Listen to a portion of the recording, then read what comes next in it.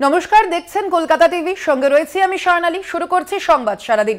সংবাদ সারাদিনের প্রথমেই যে খবরের দিকে নজর রাখবো, আমরা গতকালই দেখেছি, অর্থাৎ মঙ্গলবার দিলীপ ঘোষ, রাজ্য বিজেপির প্রাক্তন সভাপতি দিলীপ ঘোষ, তিনি মমতা বন্দ্যোপাধ্যায়কে, রাজ্যের মুখ্যমন্ত্রীকে কথা বলেছিলেন এবং তার পরবর্তীতেই আমরা দেখেছি চাপের মুখে পড়ে রীতিমতো দিলীপ ঘোষ দুঃখ প্রকাশ করেছে। আমরা এই ঘটনার পরবর্তীতে গতকালই তাকে শোকজ করেছে বিজেপি নেতৃত্ব এবং সেই ঘটনার পরবর্তীতেই দুঃখ প্রকাশ করেছেন দিলীপ ঘোষ। এ বিষয়ে আমরা আরো বিস্তারিত জানবো। ফোন লাইনে রয়েছেন প্রতিনিধি চন্দন সেনগুপ্ত। চন্দন, গতকাল যে ঘটনা ঘটেছিল, অর্থাৎ দিলীপ ঘোষ কু মন্তব্য করেছিলেন মুখ্যমন্ত্রী মমতা বন্দ্যোপাধ্যায়ের প্রতি, তার পরিবর্তে আজ কি মন্তব্য করেছেন দিলীপ ঘোষ?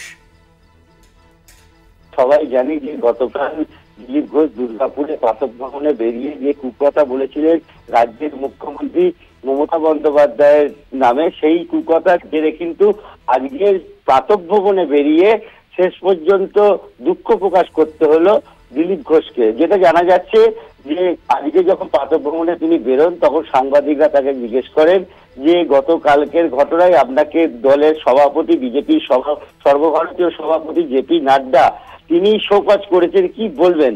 তার উত্তরে তিনি বলেন, আমার কথাবার্তায় এইরকম, এই কারণে দল আমাকে শোকজ করতেই পারে এবং তার প্রত্যুত্তর চিঠি মারফতে দেবো আমি, কিন্তু আমি যে কথাটা কালকে বলেছিলাম তার জন্য আমি দুঃখ প্রকাশ করছি।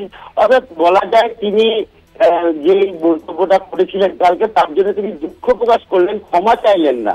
কারণ হচ্ছে তিনি দুঃখ প্রকাশ এই কারণেই করলেন, দলেতে তাকে শোকজ করা হয়েছে এবং বিরোধী দলগুলো এই মন্তব্য। অবশ্যই আমি তোমার কাছে আসবো, তুমি সঙ্গে থাকো। তবে তার আগে আপনাদের একবার শোনাবো দিলীপ ঘোষ তিনি ঠিক কি বলেছেন। আমার বক্তব্য নিয়ে বিতর্ক প্রথমবার নয়, কারণ আমি যে ভনিতা করে অন্যায় করে তার সামনে বলি।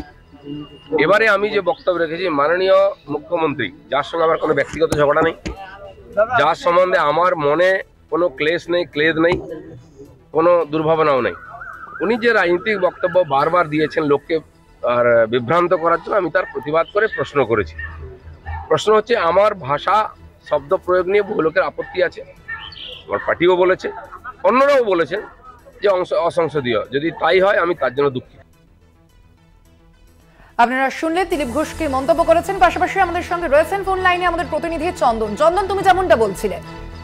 একদমই স্বর্ণালী, দেখো গতকালকে যে ঘটনা, সেই ঘটনায় কিন্তু নিন্দার ঝড় ওঠে বিভিন্ন রাজনৈতিক দলে এবং তারপরেই নিজেদের দল অর্থাৎ বিজেপি দলের সর্বভারতীয় সভাপতি দিলীপ ঘোষকে শোকজ করেন এবং সামনে দেখো লোকসভা ভোটের আগে এরকম কথা চালাচালি, কথাবার্তা আমরা এর আগে বহুবার দেখেছি। তবে আমরা এটাও দেখেছি দিলীপ ঘোষ যে বারবার বিতর্কিত মন্তব্য করে সংবাদ শিরোনামে বারবার উঠে আসে এবং তার জন্য তাকে দলকেও তো অস্বস্তিতে পড়তে হয়। এরকম অস্বস্তিতে কালকে পড়েছিল দল এবং জেপি নাড্ডা সর্বভারতীয় সভাপতি, তিনি কিন্তু শোকজ করেন। সেই শোকজের পরিপ্রেক্ষিতে দিলীপ ঘোষ দেখলেন যে দল যখন শোকজ করেছে এবং বিভিন্ন বিরোধী রাজনৈতিক দলগুলো তার বিরুদ্ধে যখন বলছে এবং তৃণমূলের তরফ থেকে যখন নির্বাচন কমিশনে নালিশ জানানো হয়েছে, তখন তো তাকে একটা কিছু করতেই হবে। অবশেষে তিনি দুঃখ প্রকাশ করলেন, বললেন আমার যেরকম যে শব্দ চয়নের যে ভুল হয়েছে তার জন্য আমি দুঃখ প্রকাশ করছি। কিন্তু ঘটনা হচ্ছে, দুঃখ প্রকাশ করা আর ক্ষমা চাওয়াটা দুটো কিন্তু আলাদা জিনিস। কিন্তু যেটা আমরা দেখলাম, তিনি ক্ষমা চাইলেন না, তিনি দুঃখ প্রকাশ করে অর্থাৎ গা ঘেঁষে বেরিয়ে চলে গেলেন। তিনি পুরোপুরি কিন্তু মচকালেন না, ভেঙে গেলেন তবু তিনি মচকালেন না। কারণ ঘটনা হচ্ছে যে দিলীপ ঘোষ এর আগেও আমরা দেখেছি যে বিভিন্ন জায়গায় বিভিন্নভাবে বিতর্কিত মন্তব্য করে সংবাদ শিরোনামে চলে এসেছেন যখন তিনি রাজ্যের সভাপতি ছিলেন বিজেপি, এবং তারপরেও আজকে যখন দেখা গেল গতকালকের ঘটনা, তারপরে যে এই যে দলের পক্ষ থেকে শোকজ করা হলো। কালকে আমরা দেখিয়েছিলাম রাহুল সিনহা, তিনি মন্তব্য করেছিলেন আমাদের চ্যানেলেই, তিনি বক্তব্য দিয়েছিলেন না এটা ঠিক কাজ নয়, এরকম ভাবে কথাবার্তা বলা উচিত নয়, এরকম বলা ঠিক করেননি তিনি। এরপরে কিন্তু তা দেখা গেল যে সর্বভারতীয় সভাপতি তাকে এরকম শোকজ করলো। অর্থাৎ বোঝা যাচ্ছে দলের মধ্যে কোথায় একটা ড্যামেজ কন্ট্রোলের চেষ্টা করছে বিজেপি। ড্যামেজ কন্ট্রোলের জন্যই কিন্তু দিলীপ ঘোষের এই দুঃখ প্রকাশ, এমনটাই মনে করা হচ্ছে। ধন্যবাদ তোমাকে চন্দন।